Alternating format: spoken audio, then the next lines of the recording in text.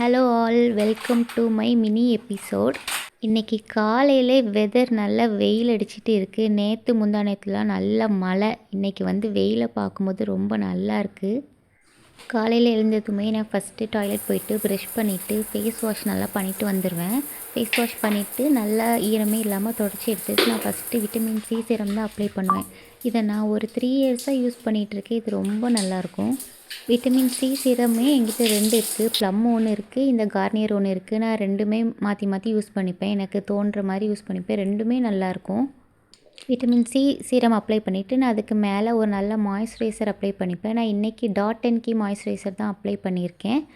ஒவ்வொரு நேரமும் ஒவ்வொன்றும் யூஸ் பண்ணுவேன். எது கையில் கிடைக்குதோ அதை எடுத்து அப்ளை பண்ணிப்பேன். என்கிட்ட 3 மாய்ஸ்சரைசர் இருக்குது. 3மே நல்லாயிருக்கும்.